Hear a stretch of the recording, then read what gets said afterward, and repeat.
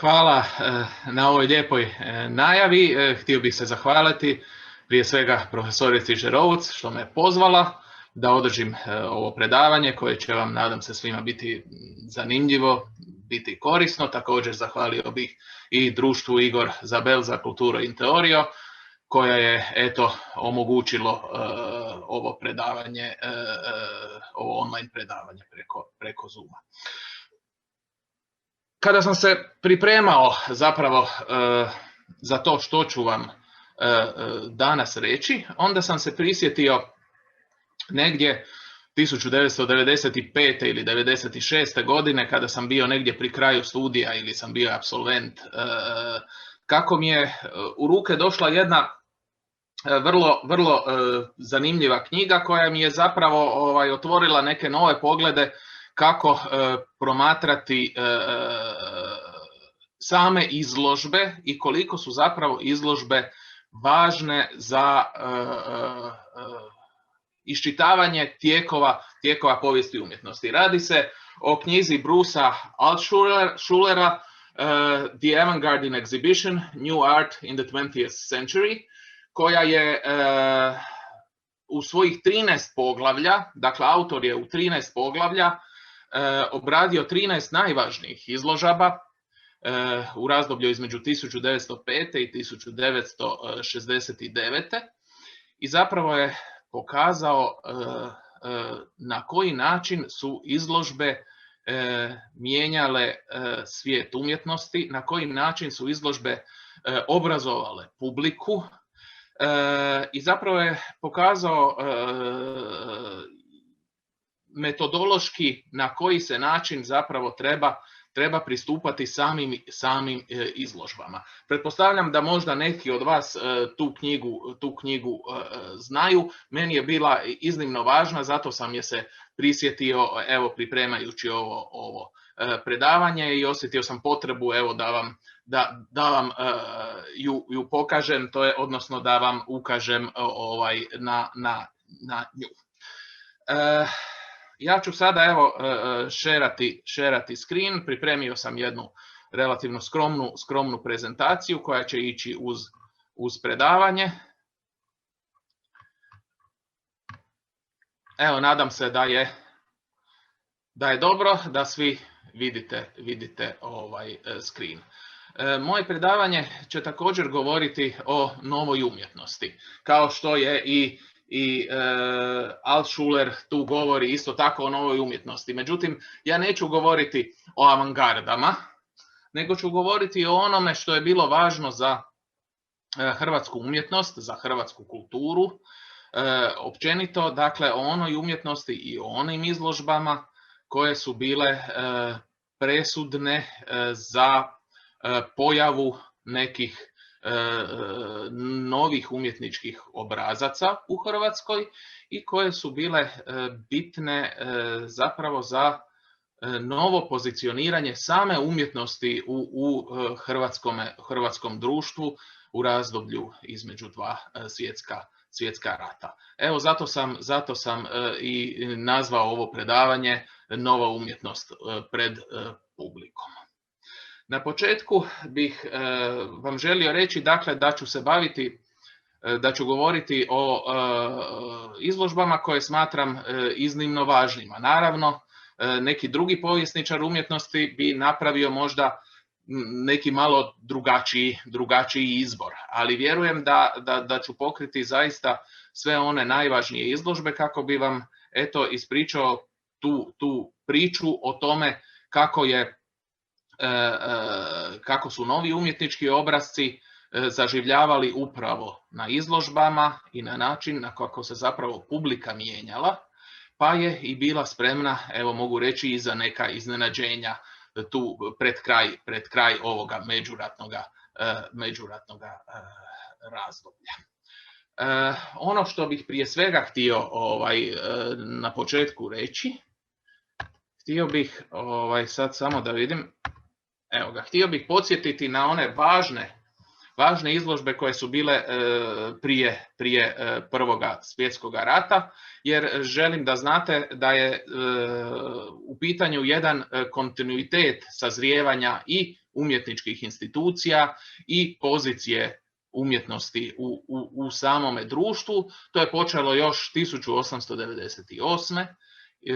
velikom izložbom Hrvatskog salona u umjetničkom paviljonu u Zagrebu. Umjetnički paviljon naime bio je prenesen iz Budimpešte sa milenijske izložbe koja se održala 2 godine ranije na jednu novu gradsku os, zagrebačku gradsku os i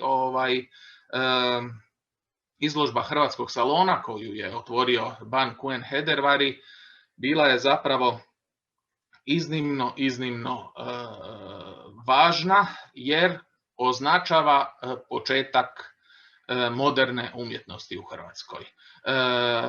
Taj početak bio je vezan naravno i uz djelovanje Vlahe Bukovca koji od 1893. djeluje u Zagrebu. Znamo da je on tada već imao iznimno značajnu međunarodnu karijeru i dolazak jedne takve velike umjetničke osobnosti u Zagreb bio je iznimno važan u tim procesima stvaranja hrvatske moderne umjetnosti. 10 godina kasnije održana je prva dalmatinska umjetnička izložba u Hrvatskom domu u Splitu. To je zapravo bila, možemo reći, prva veća izložba koja je zapravo potaknula umjetnički život i izvan Zagreba u Splitu. Naravno, povodom te izložbe osnovano je i Društvo hrvatskih umjetnika Medulić koje će biti izuzetno važan protagonist u umjetničkim zbivanjima do početka Prvoga svjetskog rata. 2 godine kasnije održana je u umjetničkom paviljonu izložba Nejunačkom vremenu uprkos. Ta je izložba posebno važna jer na njoj zapravo kulminira ono što se događalo u proteklih par godina i središnji protagonist te izložbe i tih događanja bio je Ivan Meštrović koji je u to vrijeme razrađivao, pokušao razraditi svoj ciklus, takozvani Vidovdanski ciklus, ciklus Kraljevića Marka, koji je bio iznimno bitan u stvaranju i u artikulaciji jugoslavenske ideje upravo na polju umjetnosti i na polju kulture.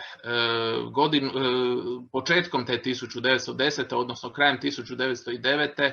Društvo hrvatskih umjetnika Medulić održalo je i veliku izložbu u Ljubljani u Jakopićevom paviljonu. Nakon toga su Meštrović i Rački izlagali u Zagrebačkom umjetničkom paviljonu, a ova izložba je na neki način upravo kulminacija svih tih događanja koje su imala za posljedicu i mogao bih reći identitetske bitke. Dakle, pitanje nacionalnog identiteta umjetnosti, pitanje nacionalnog stila tada doista postaje ključno u hrvatskoj umjetnosti.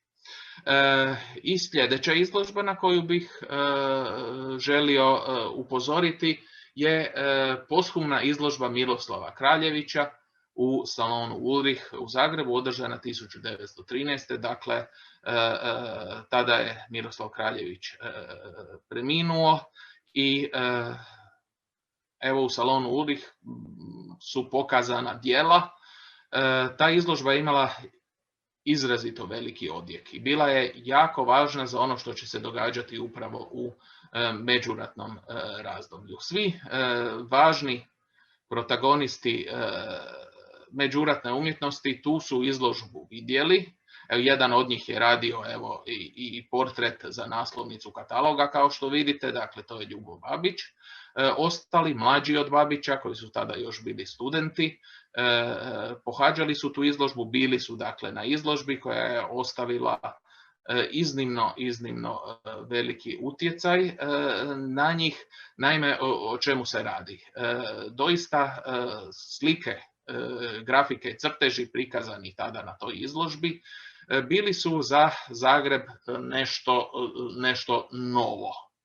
Dakle, doista možemo reći da je to bila nova umjetnost tada u Zagrebu. Miroslav Kraljević je naime svojim dijelima s jedne strane pokušao na specifičan način razrađivati ekspresionističke poticaje, a s druge strane na neki način derivirao je i utjecaje Cezanova načina. Dakle, Cezanne s jedne strane, ekspresionizam s druge strane, i upravo će to posredstvom Miroslava Kraljevića djelovati snažno na scenu, na umjetničku scenu međuratnog razdoblja. Ono što također valja reći da je ta izložba uzrokovala i među kritičarima žestoke obračune. S jedne strane tu je bio Antun Branko Šimić, mladi avangardist, koji je naravno u dijelu Miroslava Kraljevića prepoznao sve ono što je važno i što bi trebalo dalje razrađivati, a s druge strane tu je bio već ostarjeli Izidor Kršnjavi, koji u crtežima iz pariškoga života Miroslava Kraljevića, dakle u aktovima, nije nalazio nešto što bi trebalo uopće izlagati. Zato je ova izložba, moram reći, bila iznimno važna. Vidjet ćemo što je ona značila za protagoniste proljetnog salona.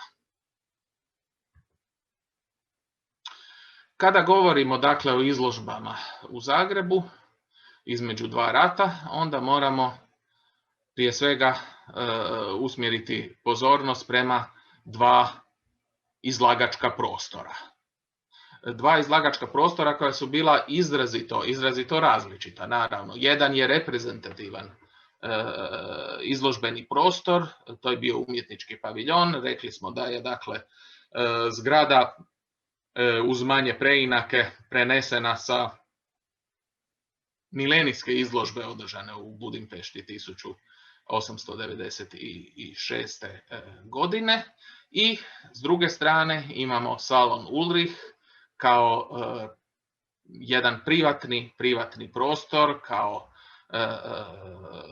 jednu galeriju koja je bila prije svega važna za izložbe manjega formata, za komorne izložbe, ali je također ugostila neka od najvažnijih izložaba između dva svjetska rata. Ne samo domaćih umjetnika, nego i inozemnih umjetnika. Što se tiče umjetničkog paviljona, zapravo hrvatska javnost s njime, moram reći da nije bila pretjerano zadovoljna, jer je na neki način gledala na njega kao na poklon bana Kuena Hedervarija, koji je predstavljao mađarsku vlast, i zapravo je na neki način je tu javnost podsjećao na to, na te veze s Mađarskom na koje se nije dobro gledalo. U vlasništvu, umjetnički paviljon je bio u vlasništvu grada Zagreba, ali je zapravo društvo umjetnosti s njime pretežito upravljalo, i možemo reći da je taj prostor bio doista otvoren pa malte ne svima koji su željeli u njemu izlagati. Ono što treba također reći je da je prizemlje paviljona, dakle ovo što vidite, ovo pročelje s ove strane, u toj razini dakle je izložbeni prostor. Međutim, sa stražnje strane prema jugu postoje u prizemnom dijelu prostorije koje su također mogle biti namijenjene za izlaganje. Bili su planovi da se unutra otvori neki ugostiteljski objekt, međutim grad je taj prostor često iznajmljivao za različite stvari, tako da on zapravo nikada nije bio u u funkciji umjetnosti, pa čak društvo umjetnosti, ali i ostali koji su htjeli imati neke urede unutra, dakle nisu mogli dobiti te prostorije na korištenje. Čak se razmišljali o tome zapravo da se umjetnički paviljon jednostavno proda ili pak da ga se sruši. Međutim, evo moramo reći da je umjetnički paviljon bio doista mjesto velikih, važnih i stvarno značajnih izložaba koje su održane evo od 1898. pa možemo reći sve do današnjih dana. S druge strane, salon Ulrich je zapravo nastao iz jednog dućana, dakle jednog obrta koji je prodavao proizvode od stakla, proizvode od porculana, ali dakle stari Anton Ulrich je tu i uokvirivao slike. Dakle, to je bio jedan dućan iz kojeg je nastala galerija. Prvi stariji salon Ulrich nalazio se u Ilici 54 u Zagrebu. Dakle, to je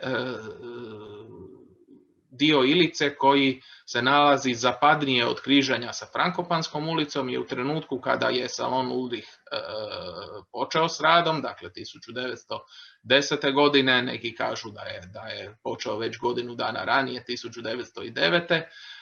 Tada je taj dio Ilice još uvijek nije bio popločen, dakle nalazio se u jednoj blatnoj ulici. Salon Antuna Ulricha, dakle, djelovao između 1910. i 1927. U njemu su održane neke zaista izvanredno važne izložbe. Sljedeća generacija obitelji Ulrich otvara paralelno 1926. još dok je ovaj stari salon bio u funkciji, otvara novi salon, Edo Ulrich otvara novi salon u Ilici 40 i on je tu pod upravljanjem obitelji ostao do 1947. godine. Nakon toga, dakle, tu je također bila sve do nedavno zapravo jedna funkcionalna galerija, mogao bih reći. U salonu Ulrich, dakle, održavale su se izložbe različite kvalitete. Od doista umjetnika amatera do nekih profesionalnih umjetnika koji nisu imali veliku važnost u tijekovima hrvatske umjetnosti. Međutim, evo kao što smo vidjeli, tu su izlagali i oni koji su bili doista važni. Miroslav Kraljević, Ljubo Babić, Vladimir Becić, Jerolim Miše, Krsto Hegedušić. Dakle, svi su oni imali svoje samostalne izložbe u salonu Ulrich. Gledajući popis izložaba u salonu Ulrich, potražio sam, dakle, koji su slovenski umjetnici izlagali i možda bi vam, dakle, bio interesantan podatak. Evo da je 1926. Izlagao Miha Maleš, iste godine je izlagao i Matija Jama. Matija Jama je također izlagao i 1930. godine, 1938. izlagao je Božidar Jakac, a 1939. August Černigoj. Naravno je da su sve izložbe u salonu Ulrich bile prodajnoga karaktera i zato su upravo umjetnici voljeli tamo izlagati, jer je sam salon Ulrich zapravo razvio svoju publiku koja je ne samo da je dolazila gledati izložbe u taj izložbeni prostor, već se naravno tu i trgovalo se umjetninama. Kada govorimo o međuratnom razdoblju, onda zapravo treba reći da je to međuratno razdoblje u Hrvatskoj počelo usred Prvoga svjetskog rata, dakle 1916. godine. Naime, prvu izložbu proljetnog salona, održanu upravo u salonu Ulrich u ožujku u martu, dakle 1916. godine, možemo zapravo prozvati početkom hrvatske međuratne umjetnosti. Proljetni salon je bio neka vrsta izložbene platforme koja je trajala 12 godina, 1916. do 1928. godine. Održalo se 26 izložaba, izlagalo je više od 80 umjetnika, a izloženo je više od 2500 umjetničkih dijela na tim izložbama. Da je to doista bila jedna umjetnička platforma za afirmaciju tada nove umjetnosti unutar hrvatske kulture, dokazuje i na neki način smjena tih stilskih usmjerenja na tim izložbama proljetnog salona. Pa tako treba reći, dakle, da cijela priča naravno počinje još sa secesijskim zaostacima na prvoj izložbi, naravno još onda i kasnije na nekima u tim prvim godinama pojavljuju se u stilskom pogledu zaostaci secesije. Tu se onda pojavljuju i prvi znakovi ekspresionizma. Ekspresionizam je bio izuzetno važan za hrvatsku kulturu i može se reći da je upravo u tim ratnim godinama, za vrijeme, dakle u razdoblju Prvoga svjetskog rata, ekspresionizam postao važna činjenica u hrvatskoj kulturi. Prije svega u hrvatskoj književnosti, kroz dijela primjerice Uderika Donadinija, Antuna Branka Šimića, kroz njihove časopise, a zatim i nešto zaostatka i u hrvatskoj likovnoj umjetnosti. Tako ćemo, recimo, treći proljetni salon, koji je također bio održan u salonu Ulrich 1916. godine, a bio je samostalna izložba slikara Jerolima Miše, možemo reći da je to neki trenutak kada se ti neki ekspresionistički znakovi mogu iščitati u njegovim dijelima, portretima prije svega, koje je tada izložio. Zatim pojavljuje se nešto što ovako kolokvijalno možemo nazvati sezanizmom, a zapravo je riječ o derivacijama, više ili manje uspješnim derivacijama Cezanova načina. Dakle, utjecaj slikarstva Paula Cézanna bio je iznimno važan i za cijelu europsku modernu umjetnost, a na poseban način očitovao se i u hrvatskom slikarstvu, a prije svega na izložbama proljetnog salona. Zatim, o tome ću nešto reći i kasnije, nešto detaljnije, pojavljuje se jedan čitav sklop realističkih usmjerenja koje u hrvatskoj povijesti umjetnosti zovemo realizmima. Dakle, realizmi u množini.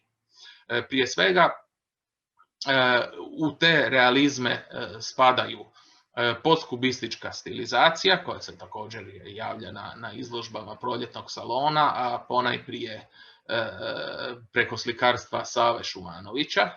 Ta postkubistička stilizacija bila je zapravo odjek slikarstva Andreja Lota, koji je sigurno za njega itekako dobro znate. Dakle, sa područja i Slovenije, i Hrvatske, i Srbije umjetnici su pohađali njegovu privatnu školu i doista možemo reći da je Lot ostavio izniman utjecaj na slikarstvo ovih prostora.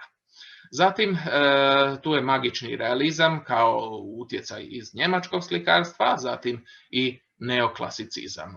Tu se također pojavljuje u sklopu tih realizama i ova angažirana varijanta realizama koja je vezana uz udruženje umjetnika Zemlja, pa zapravo možemo reći da je u sklopu proljetnog salona između 1916. i 1928.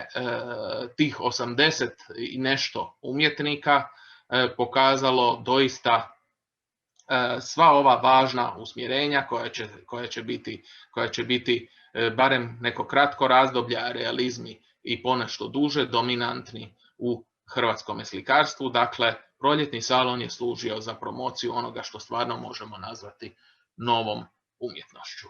Vidimo dakle da se izložbe nisu održavale iz ovoga popisa, ako ga dobro vidite, nisu održavale samo u Zagrebu. 2 izložbe održane su bile u Osijeku, jedna u Beogradu, Novom Sadu, Subotici, Somboru. To je, dakle, ove izložbe u Vojvodini naravno bila je riječ o putujućoj izložbi, zatim ponovno u Osijeku i sve se onda nekako gasi 1928. sa posljednjom izložbom u Zagrebačkom umjetničkom paviljonu.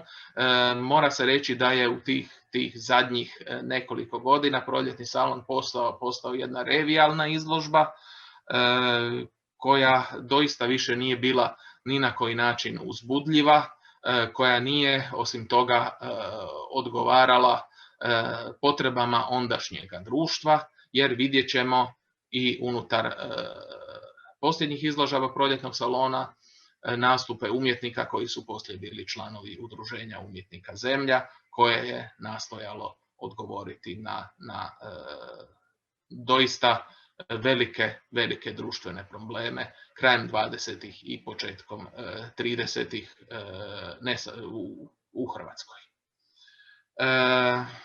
Sada ćemo proći ovako nekoliko izložaba Proljetnog salona koje su bile važne, ćemo spomenuti. Dakle, kao što sam rekao, prva izložba održana je u salonu Ulich u 1916. godine u martu. Sama izložba trajala je relativno kratko, samo 2 tjedna, ali je izazvala dosta veliku pozornost. O njoj se doista puno pisalo, makar u umjetničkom smislu nije donijela mnogo novoga, možemo reći. Oni koji su bili pokretači toga Proljetnog salona bili su Tomislav Krizman, važan hrvatski secesijski umjetnik i profesor na Akademiji likovnih umjetnosti u Zagrebu, koji je autor i ovoga plakata, a autor je i ovoga crteža na naslovnici kataloga. Predgovor je napisao književnik Milutin Nehajev i u njemu se zapravo ističe da je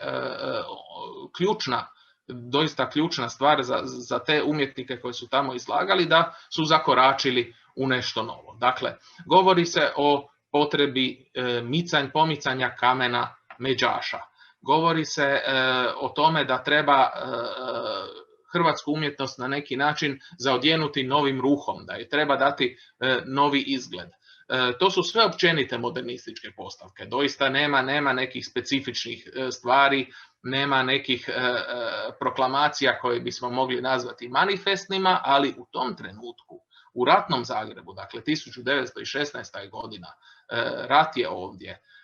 Na koncu i sama izložba mladih umjetnika održava se dakle u korist društva Svetog Vida i Doma hrvatskih invalida u Osijeku, dakle u korist ratnih stradalnika. Zaista možemo reći da je ta izložba početak nečeg novog. Osim toga, bila je zamišljena, osim izložbe, održano i nekoliko predavanja, javnih predavanja. Dakle, javna predavanja bila su iznimno tada isto tako bitna u tom ratnom razdoblju, na kojima se tematizirala i umjetnost, i književnost, ali i glazba. Održan je također i jedan koncert na kojem su izvođena djela hrvatskih mladih skladatelja. Dakle, stoga tu 1916. godinu treba zapravo smatrati početkom nove epohe. Zakoračili smo tom izložbom u nešto novo i ovdje se pojavljuju oni protagonisti koji će, osim Krizmana, tu je dakle i Ljubo Babić, Zlatko Šulentić, oni će biti među nositeljima hrvatske umjetnosti između 2 svjetska rata. Spomenuo bih još samo recimo i drugu izložbu Hrvatskog proljetnog salona koja je održana u ljeto iste 1916. godine. To je bila izložba kiparice Ive Simonović i slikarice Zdenke Pegzider-Ziger, I možemo reći da je ova izložba također iznimno važna u povijesti hrvatske moderne umjetnosti, prije svega zbog predgovora kataloga izložbe koji je napisao Ljubo Babić. Ljubo Babić je naime i s Ivom Semonović i sa Zdenkom Pegzider studirao u prvoj generaciji na Zagrebačkoj akademiji likovne umjetnosti. On je dakle bio njihov kolega, njihov prijatelj i rekao je sljedeće. Dakle, ova izložba posvećena je umjetnosti dviju žena koje se po svom shvaćanju s pravom ubrajaju među rijetke žene kojima je umjetničko djelovanje postalo jedina životna zadaća. Dakle, možemo reći da je time Ljubo Babić zapravo priznao svojim kolegicama, dao im je zapravo za pravo da se profesionalno, priznao ih je kao profesionalne umjetnice. To je i sa društvenog stajališta vrlo važna konstatacija i vrlo važan trenutak općenito u povijesti hrvatske kulture. Skočit ćemo sada na 7. izložbu proljetnog salona, koja više nije održana u salonu Ulrich, već u prostorima obrtne škole krajem 1919. i početkom 1920. Zašto je ta izložba važna?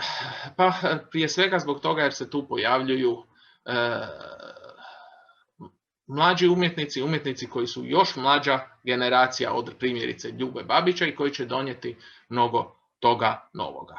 Vidimo da je tu povjereno Milivoju Uzelcu da nacrta jedan prizor za naslovnicu kataloga.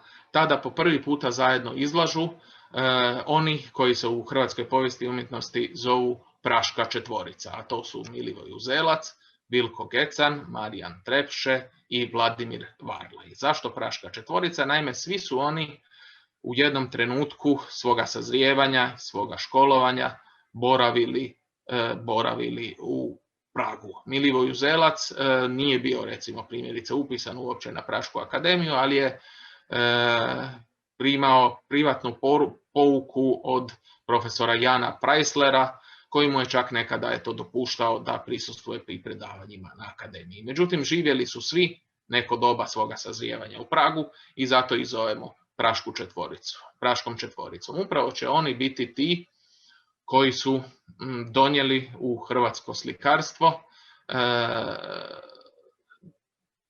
razrađene derivacije Sezanova načina, dakle utjecaje Pola Sezana s jedne strane, pogotovo u pejzažima, u krajolicima, a s druge strane specifičnu ekspresionističku atmosferu koja je kulminirala upravo u ovim godinama po završetku Prvog svjetskog rata i koja je bila, možemo reći, iznimno važna i prevladavajuća skoro pa tu do negdje 1921. godine. Sljedeća važna izložba je 9. izložba proljetnog salona, koja se po prvi puta održava u umjetničkom paviljonu. Dakle, proljetni salon je 1920. zakoračio u proljetni salon. Ovdje sam vam samo pokazao da su te izložbe imale i svoj žiri. Ovdje vidite koliko je slikara bilo u žiriju, a imala je i dakle komisiju za postav, dakle za aranžman za namještanje slika. To su sve kada je proljetni salon kročio u umjetnički paviljon, to su sve bile velike izložbe. Neka od njih su bile preko 200 komada, 200 slika, crteža i ostalih umjetnina je bilo izlagano, a umjetnički paviljon ipak nije bio toliko velik. Ako ste bili u njemu, znate kolika je površina zida, pa možete zamisliti otprilike kako je izgledalo kada bi se preko 200 umjetnina naguralo na te zidove i u prostor. Ono što treba također reći jest da su te izložbe također bile prodajne. Nekada se u katalogu bile su naznačene i cijene, međutim, evo ovdje vidite dakle uputu na koji način se može kupiti neka od tih slika. Neke su bile, izložbe su doista bile dosta uspješne što se tiče te prodaje. Međutim, ovdje treba napomenuti da doista taj žiri nije bio prestrog. Kada se pogleda u cijelosti izložbe proljetnog salona, može se reći da zapravo tu nije bilo neke velike izložbene strategije. Za razliku primjerice od Udruženja umjetnika Zemlja koja je itekako imala razrađenu izložbenu strategiju. Ovdje je velika količina umjetnika dakle mogla izlagati više manje ono što je zaželjela.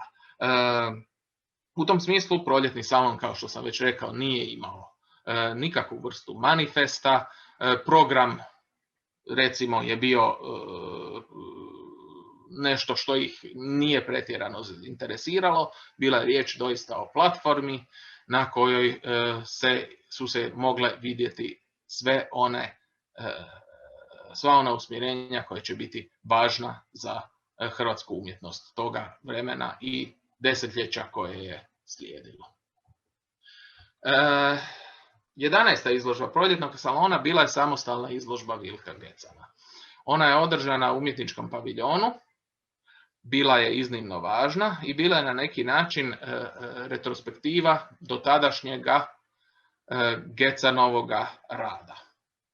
Dakle, tu su se mogle vidjeti slike iz njegovog ranoga razdoblja, iz razdoblja njegovog praškog boravka, gdje počinje taj njegov ekspresionizam dolaziti posebno do izražaja, a pod brojem 1 bio je izložen Cinik, glasovita Gecanova slika koja je zapravo na neki način obilježila tu 1921. godinu kao vrhunac ekspresionizma. O toj izložbi pisala je likovna kritika, kao i o svakoj izložbi proljetnog salona, međutim ovdje doista možemo pročitati značajne uvide Antuna Branka Šimića i primjerice Ljubomira Micića koji u svom zenitu, koji je počeo izlaziti tada, 1921. godine u veljači, i koji je još zapravo uvijek sklon na neki način ekspresionizmu, tada možemo zapravo vidjeti na koji način on promatra umjetnika kojega je simpatizirao i čija je djela objavljivao na stranicama svoga časopisa Zenit. Dakle, ta 1921. godina jest bila iznimno važna, možemo ju smatrati vrhuncem ekspresionizma u hrvatskom kulturnom krugu.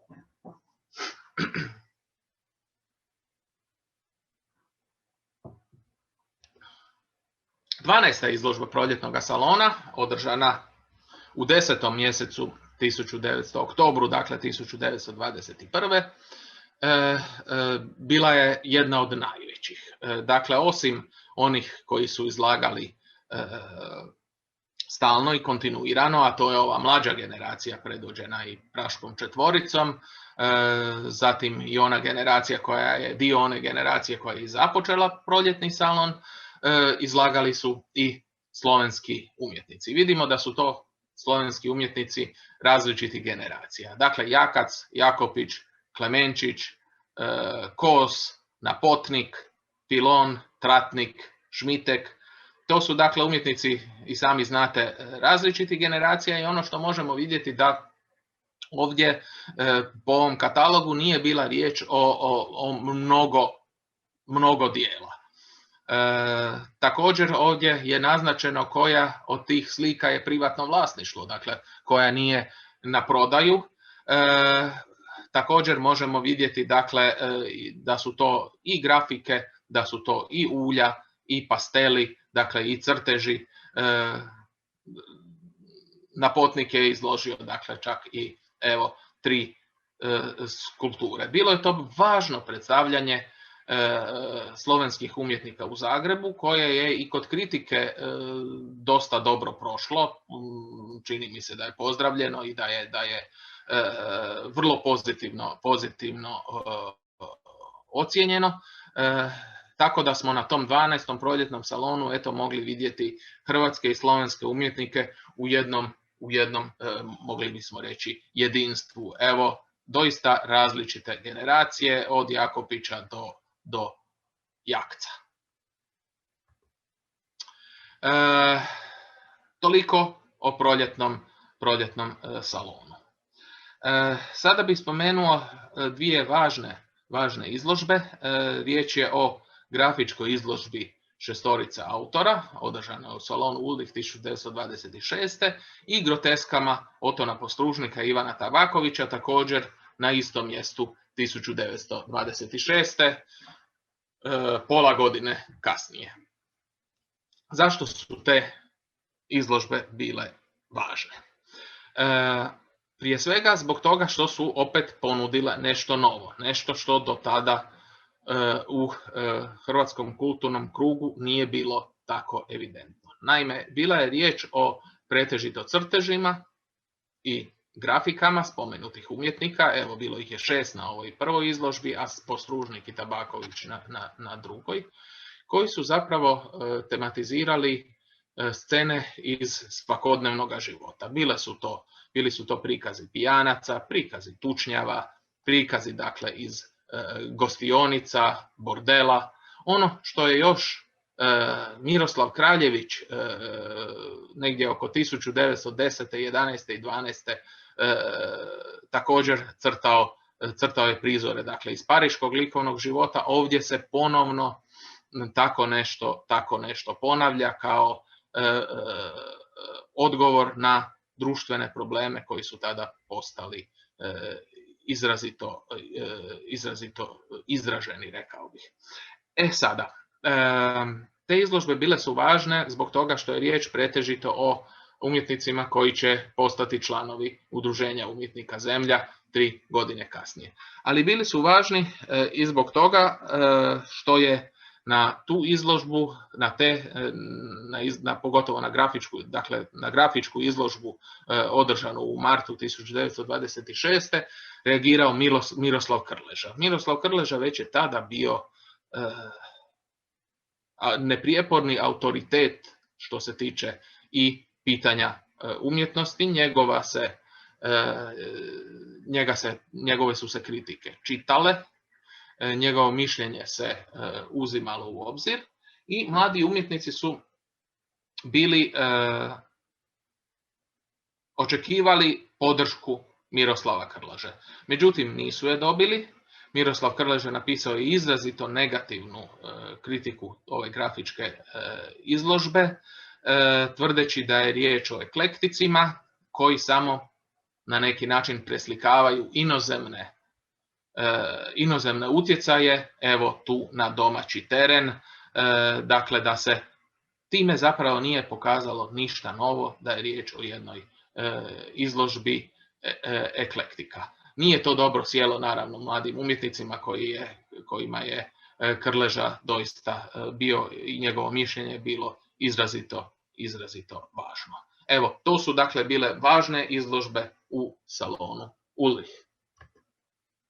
Prva izložba Udruženja umjetnika Zemlja održala se 1929. na istom mjestu. Dakle, valja reći da je proljetni salon također počeo u salonu Ulrich i Zemlja je počela u salonu Ulrich prije nego što su se i proljetni salon i Zemlja preselili u umjetnički paviljon. Značenje salona Ulrich je stoga iznimno važno. Ovdje vidimo naslovnicu kataloga izložbe Udruženja umjetnika Zemlja s manifestom Drage Iblera, dakle koji spominje da treba živjeti životom svoga doba, među ostalim, i da su umjetnost i život jedno. Ovdje vidimo dakle itekakvu razliku između onih revijalnih izložaba proljetnog salona gdje su doista za izlaganje bili su pripušteni svi umjetnici skoro koji su to zaželjeli unatoč tome što je postojao žiri. Ovdje vidimo jednu skupinu umjetnika koja zna što želi, zna da želi dakle odgovoriti na društvene probleme svakodnevice, na društvene probleme u gradu, a posebice na selu. Ova izložba, dakle, koja je bila skromna, imala je relativno malo izložaka, bila je prva izložba udruženja koje je osnovano u februaru te godine. Ovdje sada vidimo dakle neke od naslovnica i popis izložaba udruženja umjetnika Zemlja, pa ih možemo nakratko proći. Dakle, nakon te prve izložbe 1929. održana je 2 godine kasnije izložba u Parizu u galeriji Billet. Mora se priznati da su se članovi udruženja umjetnika Zemlja i Krsto Hegedušić kao glavni ideolog društva doista pomučili kako bi izlagali u Parizu, međutim nisu bili zadovoljni odjekom te izložbe i nisu bili zadovoljni činjenicom što su predstavljeni kao umjetničko društvo iz Jugoslavije, a ne iz Zagreba i iz Hrvatske. Iste godine održana je i prva izložba u umjetničkom paviljonu, zatim su slijedile još 2 izložbe u umjetničkom paviljonu, zatim izložba u Sofiji, u galeriji Preslav 1934. s bugarskom grupom Novi umjetnici, Novi hudožnici iz Sofije. To je također ona grupa koja je, čini mi se, 1936. Izlagala i u Jakopićevom paviljonu u Ljubljani. 1935. Održana je važna izložba u Beogradu u umjetničkom paviljonu Cvijete Zuzorić, a 1900. godine, dakle, u Zagrebu u umjetničkom paviljonu već je bila postavljena izložba s bugarskom grupom Novi hudožnici i radničkom slikarskom školom Petra Dobrovića iz Beograda, čije otvorenje se nije održalo zbog toga što je sama izložba, a poslije i djelovanje udruženja umjetnika Zemlja bilo zabranjeno. Gledajući dakle povijest ovih izložaba možemo dobro pratiti i povijest udruženja umjetnika Zemlja. Ako znamo što je izlagano i kada je izlagano, to svakako treba i može se povezivati i sa ideološkim raskolom koji se dogodio nakon što je 1933. godine Miroslav Krleža objavio predgovor podravskim motivima Krste Hegedušića. Sada, htio sam vam dakle pokazati na koji način se može također pristupiti izložbama i kako možemo zapravo potvrditi nekakva saznanja već koje imamo, a kako možemo doći i do nekih novih saznanja o samim izložbama i njihovim sudionicima. Ovdje ovu mrežu koju vam pokazujem, to je mreža udruženja umjetnika Zemlja prema broju izloženih radova. Dakle, samom udruženju smo pristupili kao jednoj društvenoj mreži i onda smo prema broju izloženih radova to sagledali i ovakva vizualizacija, dakle, može nam pružiti neka saznanja koja nam možda nisu na prvu bila vidljiva. Dakle, ovo nam pokazuje kako je naravno Krsto Hegedušić bio taj koji je bio najvažnija osobnost prema broju izloženih radova, dakle, u samome udruženju umjetnika Zemlja, ali nam također dakle, može pokazati da je tu bio i Ivan Generalić, naivni slikar, drugi po broju izloženih radova, što možda na prvu ne bismo vidjeli. Isto tako tu vidimo koje su nam izložbe bile posebno važne.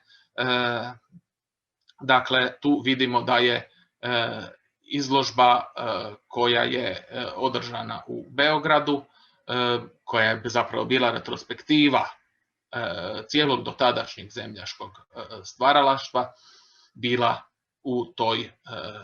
u toj mreži najveća i najvažnija. Ovo je pak mreža Udruženja umjetnika Zemlja prema mjeri centralnosti, dakle prema broju veza, to se zove degree centrality. I dakle, ako želimo odrediti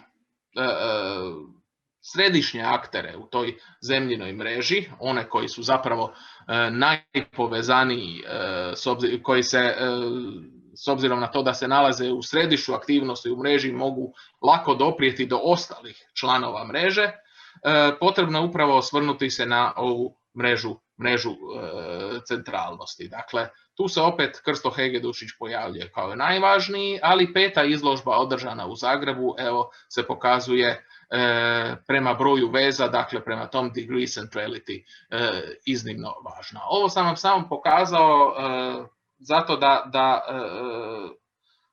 možete vidjeti kako se i služeći se nekim alatima, pretežito iz polja sociologije, može zapravo sagledati jedno umjetničko događanje, dakle serija izložaba i kako možemo na taj način doći do nekih novih zaključaka ili potvrditi već one postojeće do kojih smo došli povijesno-umjetničkom metodologijom. Spomenut ću zatim i samostalnu izložbu Georga Grossa održanu u Umjetničkom paviljonu u Zagrebu 1932. godine. Ova izložba je bila iznimno važna, a posebno je važna zbog toga što je zapravo ujedinila one koji su bili na suprotnim krajevima ideološkog spektra u tadašnjoj hrvatskoj umjetnosti, a to je Udruženje umjetnika Zemlja s jedne strane i grupa Trojice predvođena Ljubom Babićem s druge strane. Dakle, u priređivačkom odboru ove izložbe bili su i grupa Trojice i Udruženje umjetnika Zemlja, a sam postav izložbe, dakle aranžman, za to su bili zaduženi Ljubo Babić i Krsto Hegedushić. Na ovoj fotografiji koja je dosta slaba, ipak se vidi dakle, na koji način su bili prikazani Grossovi crteži i akvareli. Dakle, na zidovima Umjetničkog paviljona, kako su zamislili Babić i Hegedushić, bio je zapravo jedan friz koji je činio okvir unutar kojeg su ti radovi njegovi umetani. Sada, zašto je ta izložba bila toliko važna? Naime, sigurno ukoliko znate, dakle, ideološko usmjerenje članova Udruženja umjetnika Zemlja, onda znate da im je Georg Gross bio jedan od najvažnijih uzora. Ne samo po ideologiji, nego i po načinu prikazivanja. Dakle, Grossa možemo, a vidjeli smo to i na ovoj izložbi, koja je evo točno prije godinu dana zatvorena u Zagrebu, dakle na toj retrospektivi Zemlje, mogli smo vidjeti koliko je Gross prisutan i u crtežima i u akvarelima pojedinih hrvatskih umjetnika, recimo u akvarelima Vilima Srećnjaka je Gross iznimno vidljiv, radi se dakle doista o izravnom utjecaju Grossa na hrvatske umjetnike. Ono što je posebno važno, što je ta izložba izazvala golem interes likovne kritike, veliki interes i publika, ali golem interes likovne kritike, tako da ukoliko se zapravo želi vidjeti koji je odjek imala i kakav je odjek imala ta izložba, mora se proći doista golema količina tekstova koja je bila tada napisana povodom te izložbe. Pisali su doista svi koji su bili važni za likovnu kritiku tada, i Ljubo Babić, i Đuro Tiljak, i ostali važni kritičari. Oprostite. Evo nas i kod grupe Trojice. Ono što moram dakle istaknuti jest to da je pitanje nacionalnog identiteta tada, krajem 20. i u 30. godinama, pogotovo u prvoj polovici 30. godina, bilo jedno od ključnih pitanja hrvatske umjetnosti. Na to pitanje na jedan način pokušali su odgovoriti članovi grupe Zemlja, predvođeni Krstom Hegedušićem. Naravno, oni su to imali i kao jednu važnu točku svoga programa. Dakle, njihova izložbena aktivnost, način na koji su slikali, način na koji su crtali, bio je usmjeren zapravo prema stvaranju jednog specifičnog novog nacionalnog identiteta kao dijela cjelokupnog hrvatskog kulturnog identiteta. Grupa Trojice je tome pristupala na drugačiji način.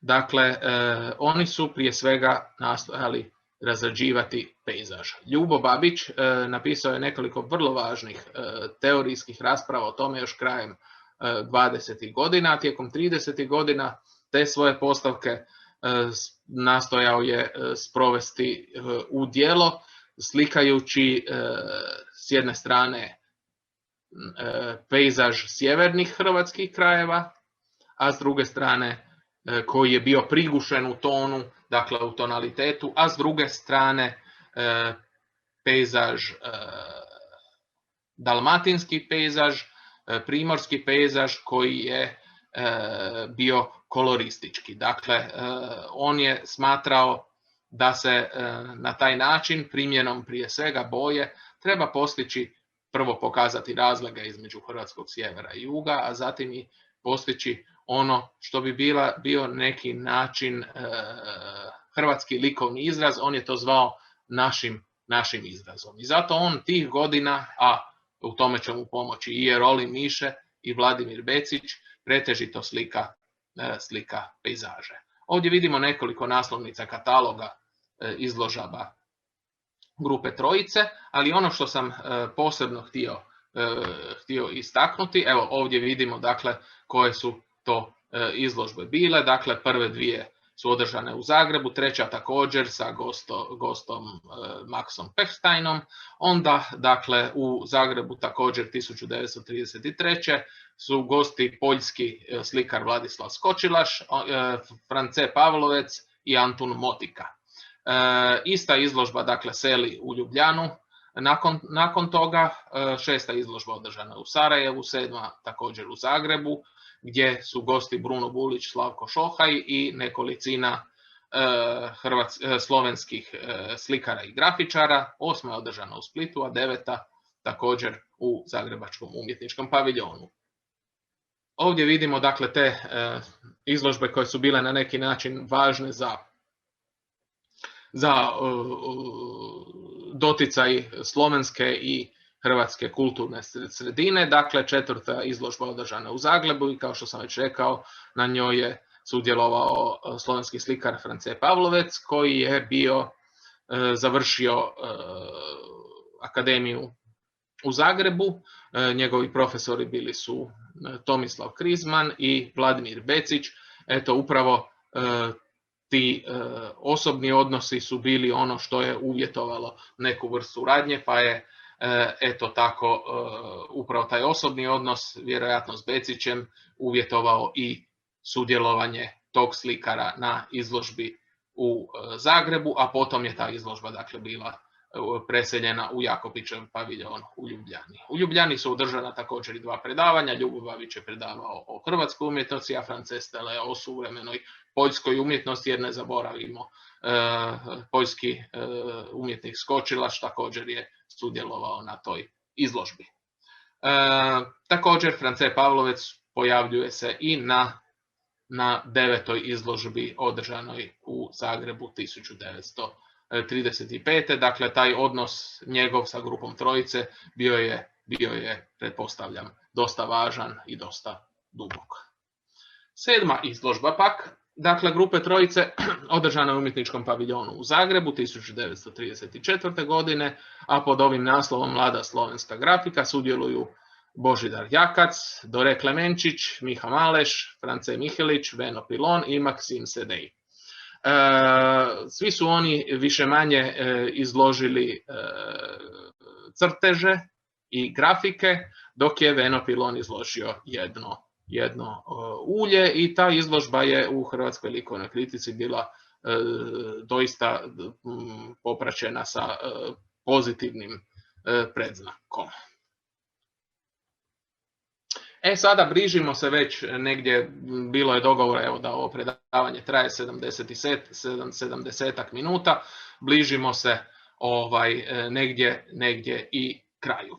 Ja sam ovdje vam popisao samo da vam dakle pokažem kako je bila živa ta izložbena scena u Zagrebu u razdoblju između dva svjetska rata. Doista Zagreb se pokazao kao važno umjetničko središte koje je moglo privući umjetnike ne samo iz susjednih sredina, dakle iz Srbije i Slovenije, već je mogla na neki način privući i izložbe koje su bile putujuće, ali i one koje nisu bile putujuće, koje su došle do Zagreba zahvaljujući prije svega naporima pojedinih umjetnika. Dakle, Zagreb je tada bio jedno relativno važno mjesto.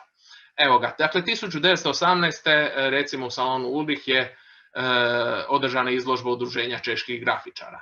1921. kao 10. proljetni salon je održana ogromna izložba Minhenske nove secesije. Dakle, to je bila jedna od onih izložaba od preko 200 izloženih radova.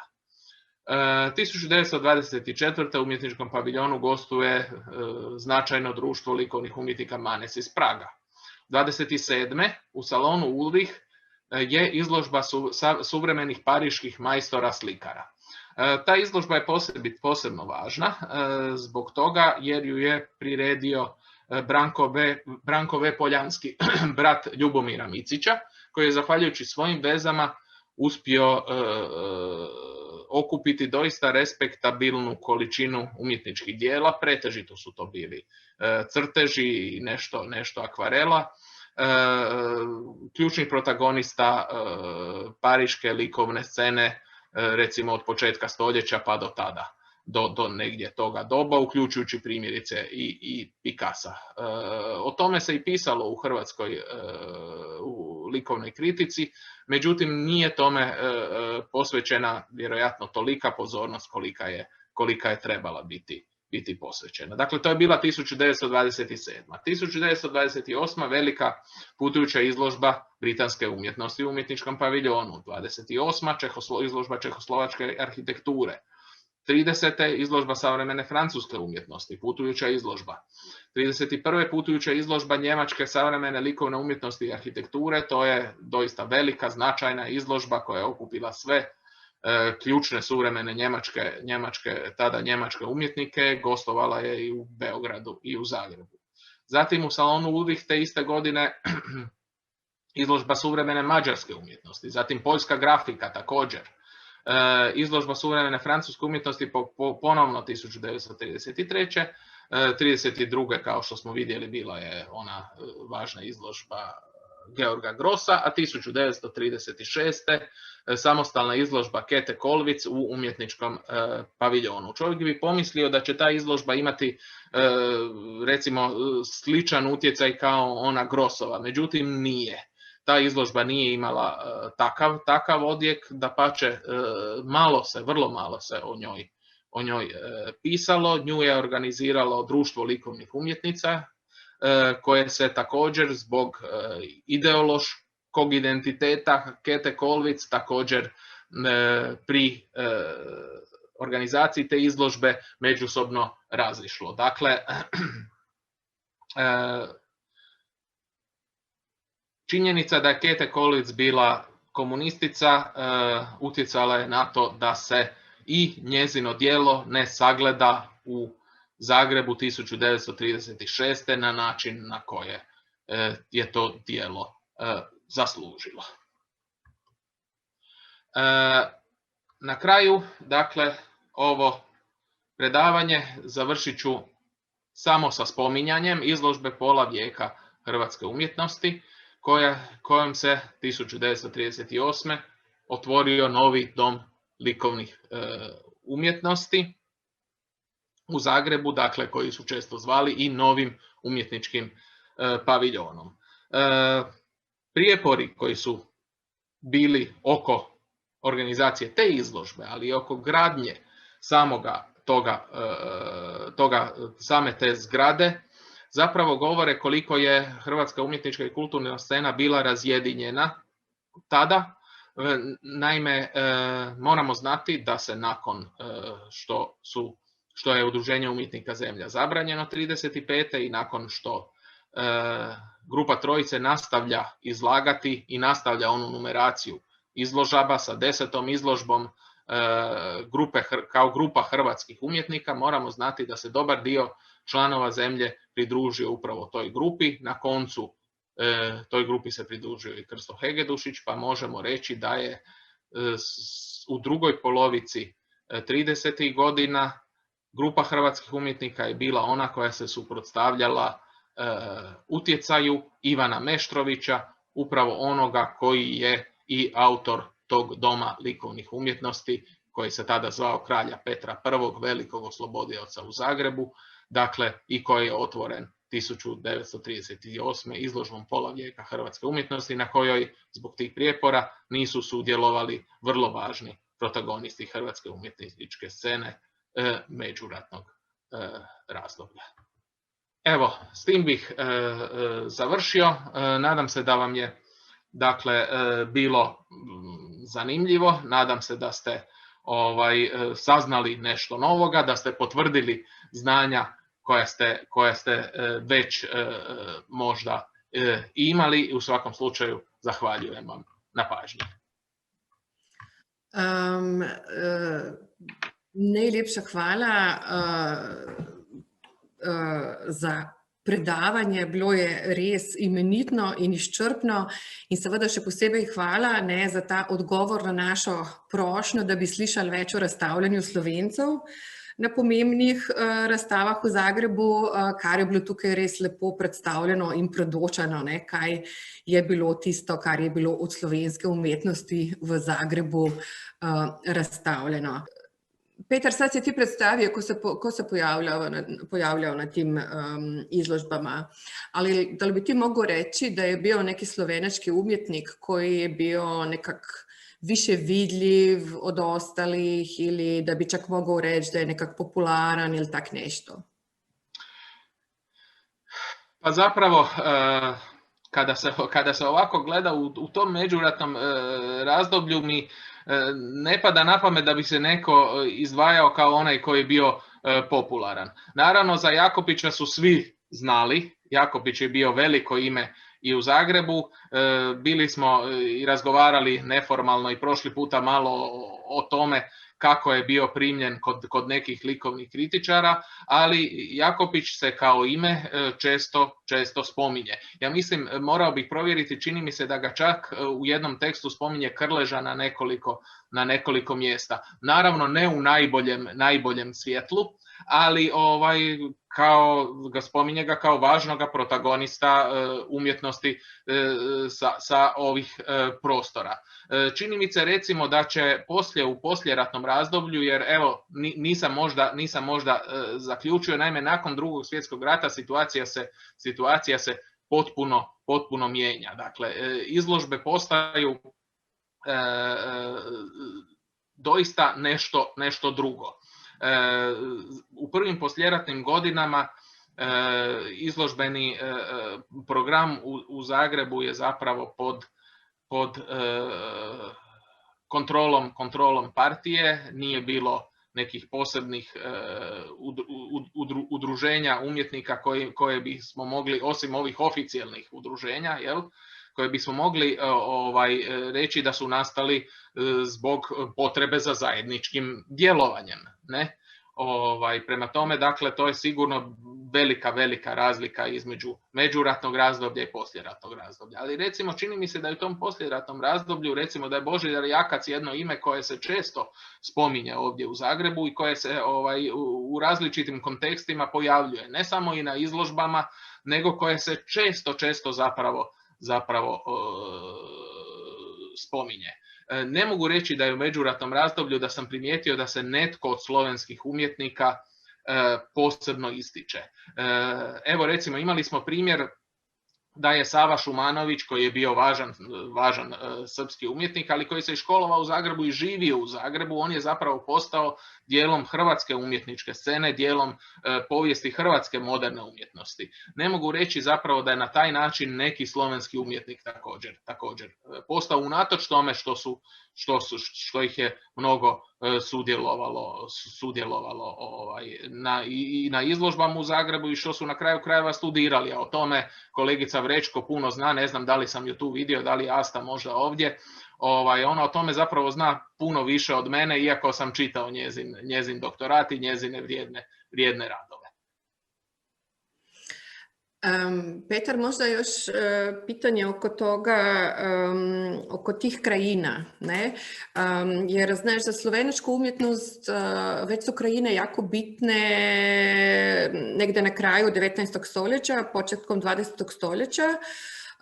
Slovenačka umjetnost se kao utemeljuje tada baš u pejzažu, ne?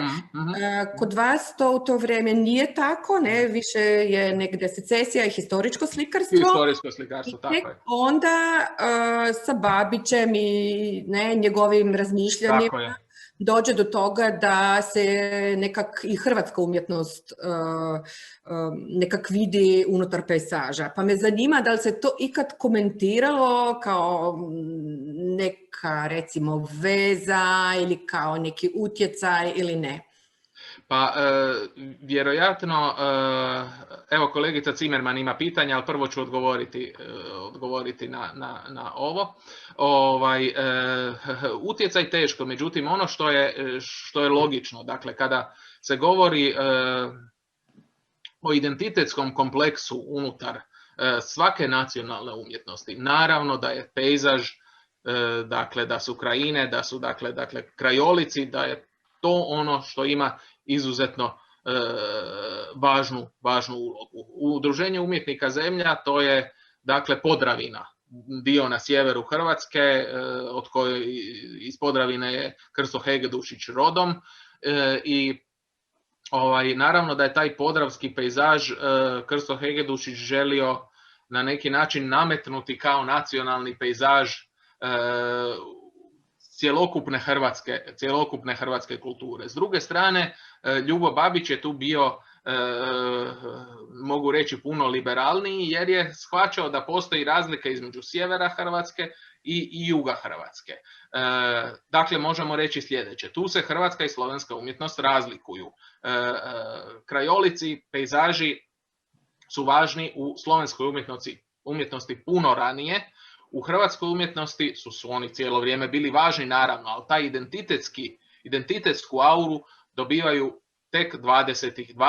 30. godina. Oni se nalaze u središtu zapravo zanimanja, dobivaju tu identitetsku konotaciju. Eto. Hvala. Zdaj pa kar predajem besedo dr. Tanji Cimerman. Hvala lepa.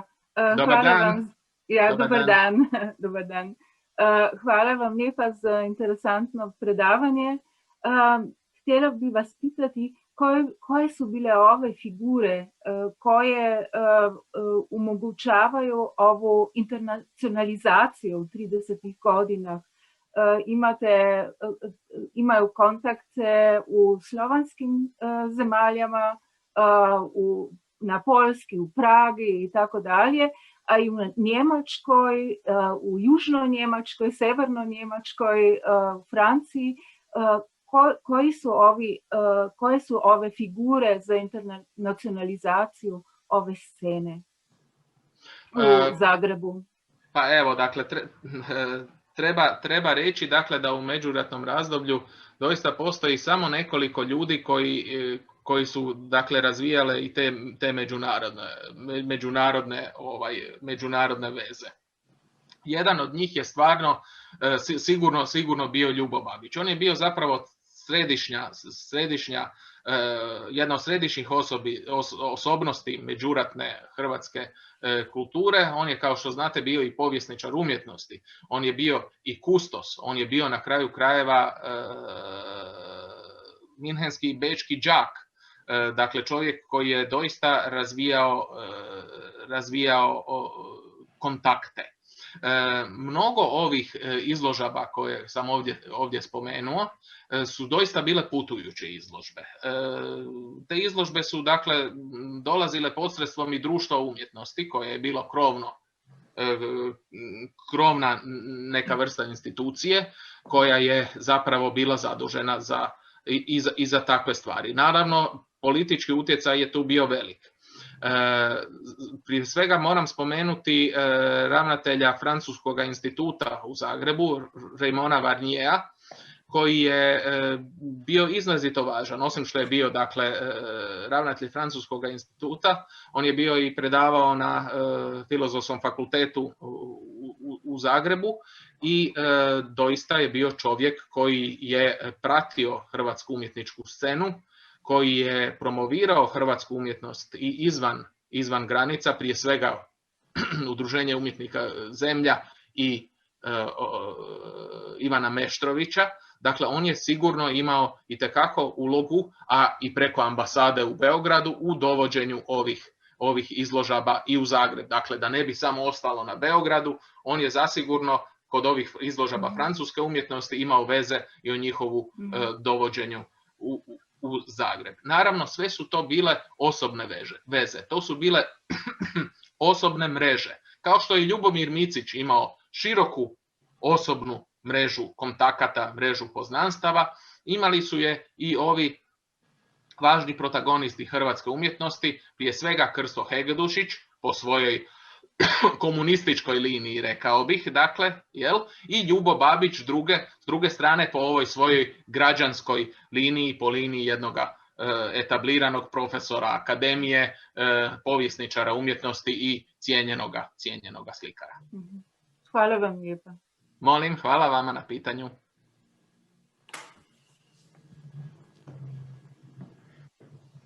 Lepo vabljeni k vprašanjem ali pa če ima kdo kakšen komentar, seveda vse je dobrodošlo.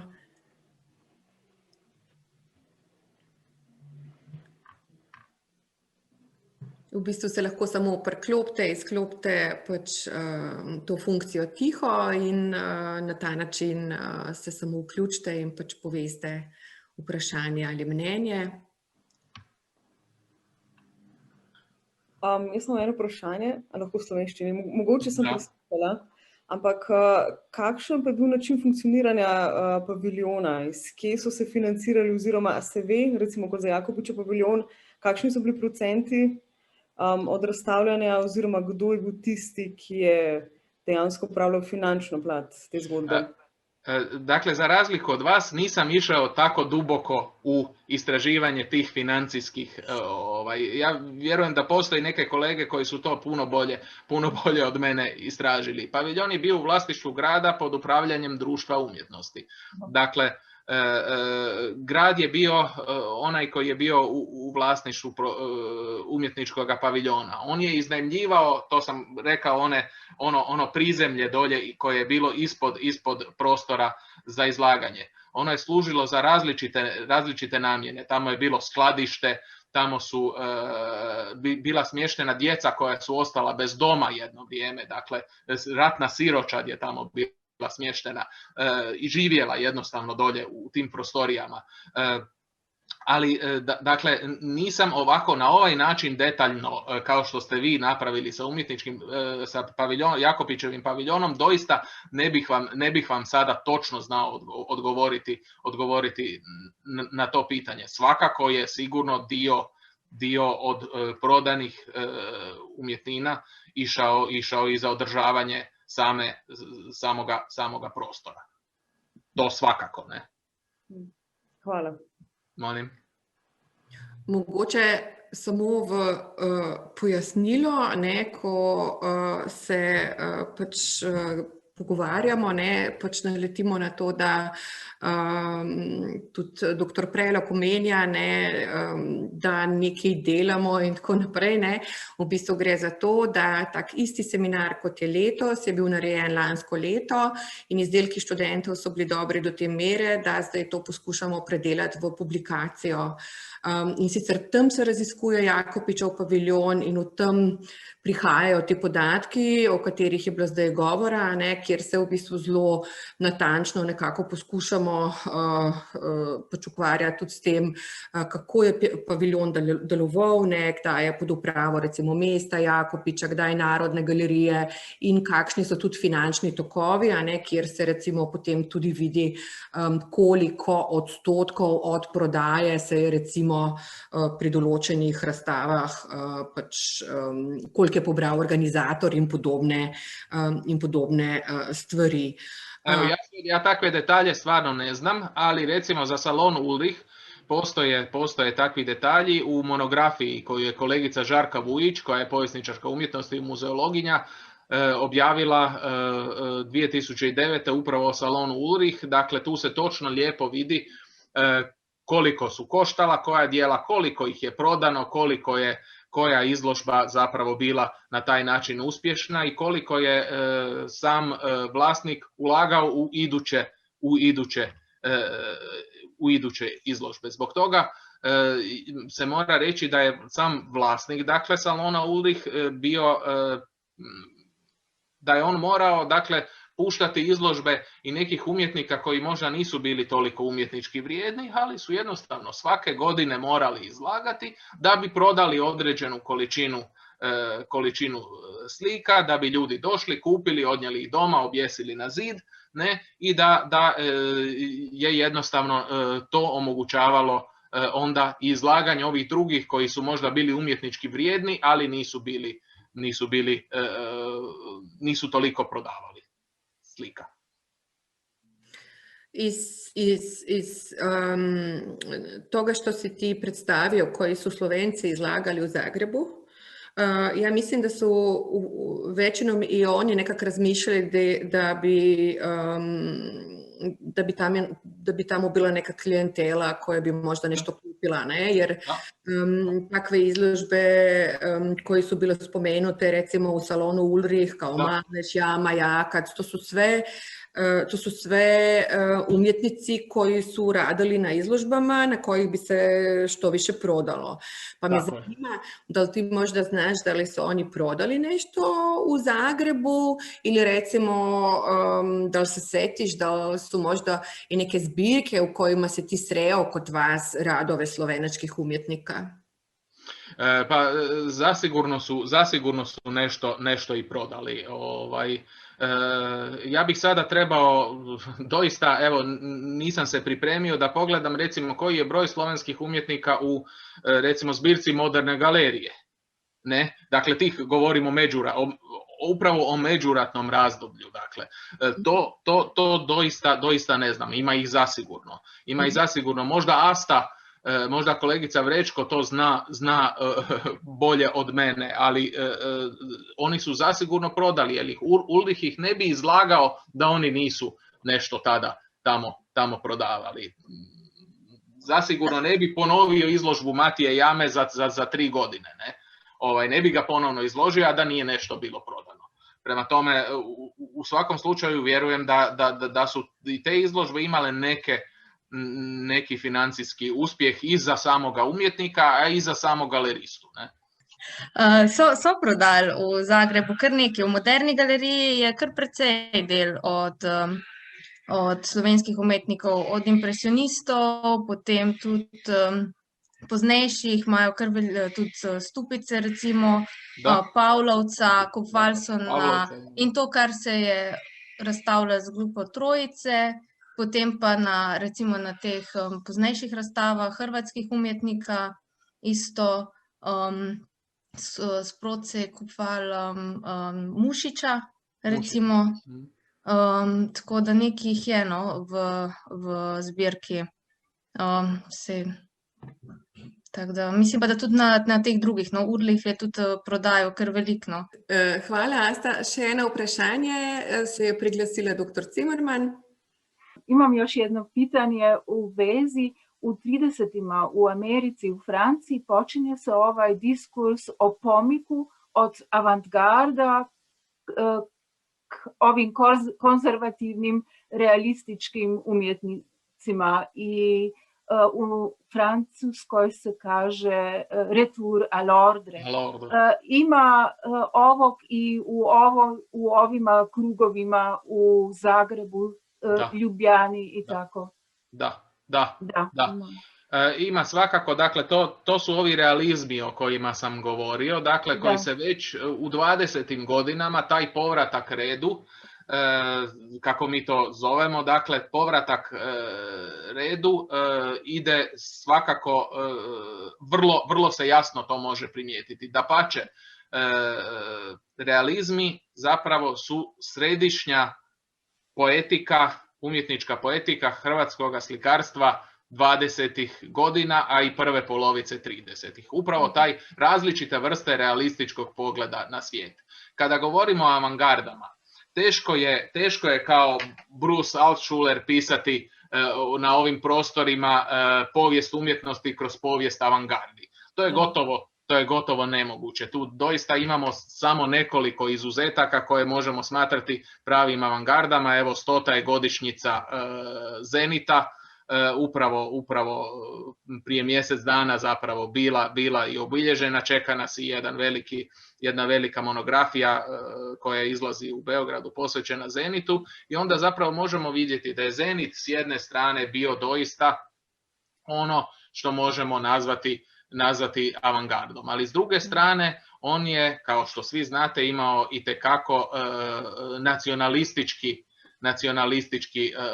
sam Micić je imao itekako nacionalistički pogled na svijet. Tako da te dvije stvari ne treba zaboravljati. A realizmi u hrvatskoj umjetnosti, dakle, se javljaju upravo kao odgovor i na ekspresionizam i na sve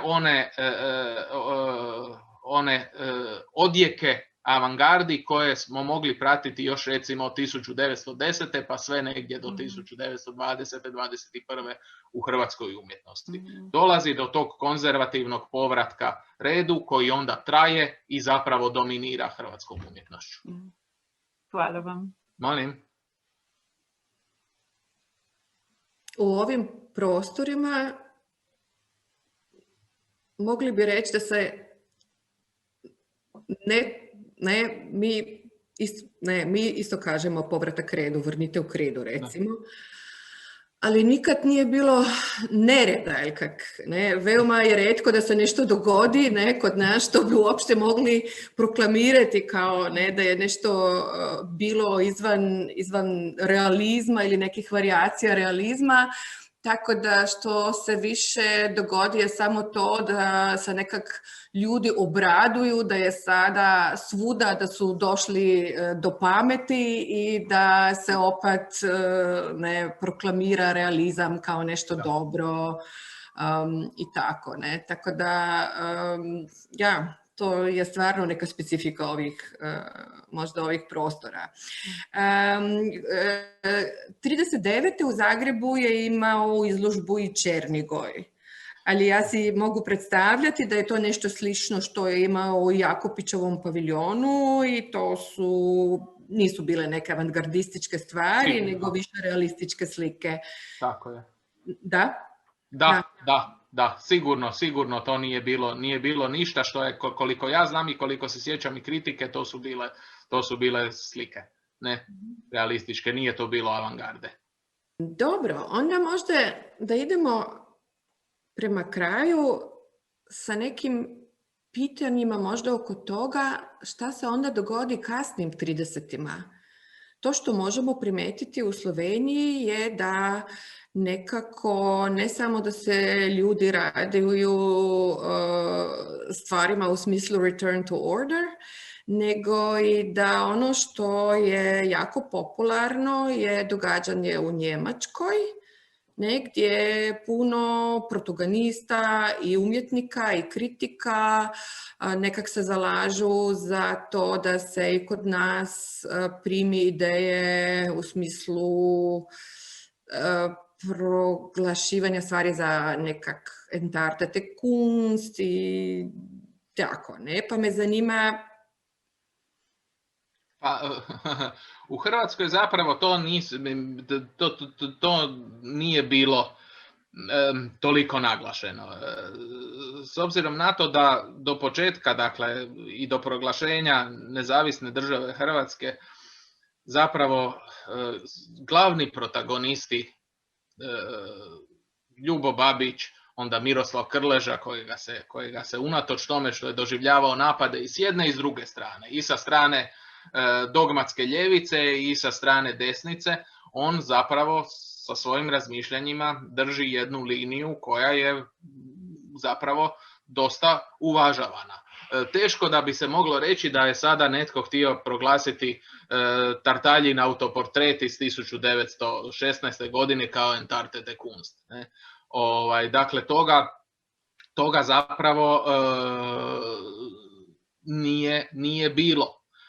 A umjetnost u doba nezavisne države Hrvatske je bila takva kakva je bila. Ona je bila naravno svakako, a pogotovo izlagački program, ne? Dakle, je bio pod utjecajem veza, kulturnih veza sa Trećim Rajhom, ne?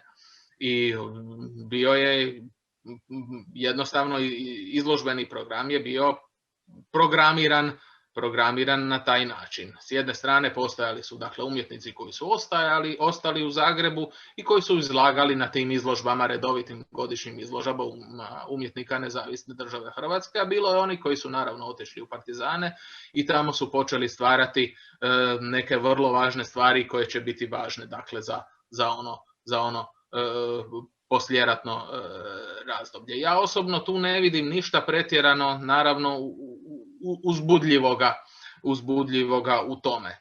Drugi svjetski rat bio je veliki poremećaj koji je svakako rezultirao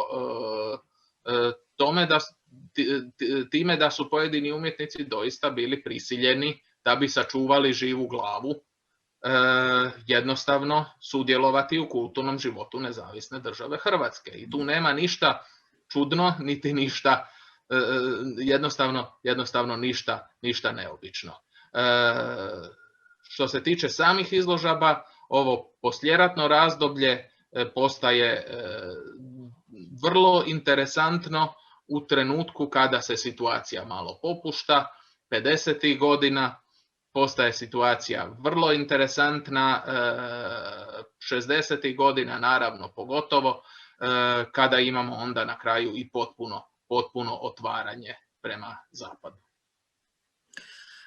Na predavanjima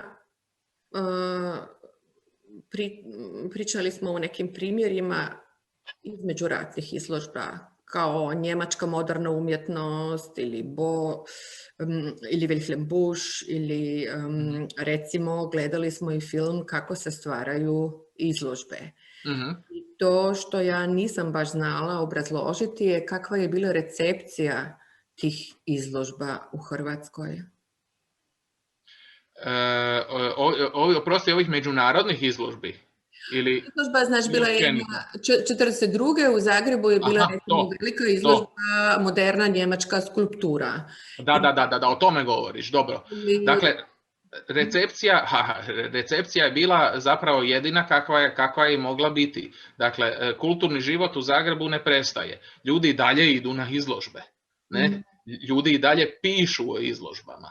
Prema tome, dakle, tamo gdje su pisali, gdje su mogli pisati, recepcija je bila naravno pozitivna. Ne? Oni koji su pisali, tamo gdje su mogli pisati, naravno da je tu onda recepcija bila pozitivna. U jednom nenormalnom vremenu zapravo glumi se na neki način normalnost i normalan kulturni život, što zasigurno nije bio. Ne? Mm-hmm. Ali recimo taj primjer izložbe kako se stvaraju izložbe gdje je čak i film koji je bio pokazivan u bioskopima. Da. Da li se zna možda oko toga, da li su ljudi to pohađali masovito ili... Jesu. Bili su posjećene te izložbe, da. Tako da bi mogli reći da su bile prihvaćene dobro. Da. One su bile posjećene. Da li se možda to puno komentira? Ne komentira se to. Zapravo samo tekst od Rafaelića. Da, ne komentira se puno to. Ja osobno se tim razdobljem nisam pretjerano bavio. Ima nekih kolega koji se time doista više bave. Evo, tako da sve što bih možda rekao bi moglo ostati na razini nekoga moga dojma, ne dovoljno potkrijepljeno sa činjenicama, ali da su te izložbe bile posjećene, jesu. Petar, evo za kraj samo još jedna stvar. To su pitali studenti, mislim, prošle godine. Dobro. Danas, oko Prvog svjetskog rata, puno ljudi odlaze u Austriju, u Njemačku, oni se sele i sa njima odlaze i njihove zbirke i tako. Onda u vrijeme Drugog svjetskog rata situacija je slična. Koji nisu išli oko Prvog svjetskog rata, odlaze sada i tako. I da li je u Hrvatskoj bilo slično? Je, zasigurno je. Ja ti opet moram reći da ja nisam stručnjak za to. Bio je jedan projekt, čini mi se, koji su kolege iz Strossmayerove galerije radile i sa kolegama iz Centralnog instituta u Minhenu i vašega instituta, koji se bavio tom provenijencijom i putovima umjetnina upravo u ovom Alpe Adria regiji. Ne? Ja osobno o tome ne znam mnogo, ali da su se ljudi iseljavali, jesu i njihove umjetnine su išle s njima svakako. I to se događa i prije Drugog svjetskog rata. Tako da je to i kod vas bila neka situacija. Da. Hvala lepa. Molim. Očitno smo se iztrošili vsi za svojimi vprašanji, celo jaz. Ali bi morda še kdo vendarle kaj? Ne. Potem pa hvala vsem za poslušanje predavanja, vsem, ki ste vprašali. Dragi Petar Prelog, kot nas si uvek radoviđen gost. Hvala ti, Beti. Hvala ti. Drago mi je biti kod vas uvijek kada mogu. Super. Pa makar i ovako, rado bih da sam s vama tamo u Ljubljani, ali vremena su takva. Vremena su takva, ali bolje ovak nego ništa. Bolje je i tako. Dobro, potem pa hvala vsem in lahko noč.